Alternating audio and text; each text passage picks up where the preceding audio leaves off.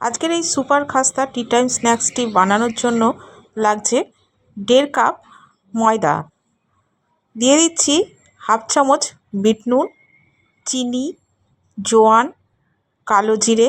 এবার এগুলোকে ভালো করে মিশিয়ে নিচ্ছি।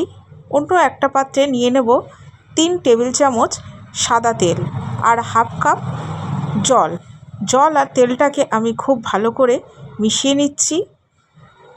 এরপর অল্প অল্প করে এই মিশ্রণটা দিয়ে ময়দাটা মেখে নেব। একটা শক্ত ডো তৈরি করে নেব। বেশি জল একেবারে দেবেন না, অল্প অল্প করে জল দিয়ে মাখবেন, তাহলে দেখবেন এটা শক্ত হবে।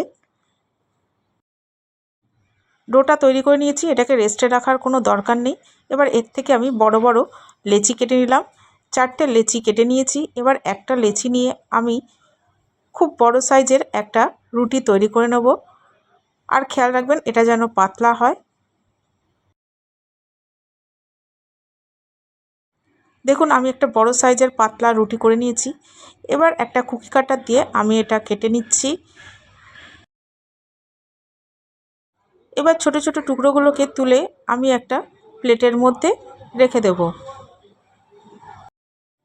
অন্যদিকে একটা ছোট পাত্রের মধ্যে নিয়ে নিলাম 2-3 চামচ ময়দা আর 2-3 চামচ জল। এবার এটা দিয়ে একটা থকথকে ব্যাটার তৈরি করে নিলাম।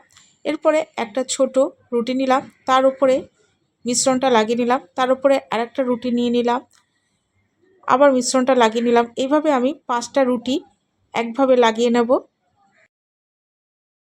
আশা করি এটা দেখে আপনারা বুঝতে পারছেন আমি কীভাবে করব। এরপর একটা কাঠি দিয়ে মাঝখানটা চাপ দিলে ফুলের মতো হয়ে যাবে। দেখুন আমি বেশ কয়েকটা করে নিয়েছি। এবার এগুলোকে ভেজে নেব। তার জন্য আগে থেকে তেলটা গরম করে নিয়েছি। এরপর মিডিয়াম ফ্লেমে আমি একটা একটা করে নাস্তাগুলো দিয়ে দিচ্ছি। দেখুন এগুলো নিজে থেকেই কী সুন্দর ফুলে গেছে। এবার ভালো করে উল্টে দেব লাল লাল করে ভাজার জন্য। দেখুন এগুলোকে আমি লাল করে ভেজে নিয়েছি। এবার এগুলো আমি তুলে নিচ্ছি। তৈরি হয়ে গেল টি টাইম স্ন্যাক্স।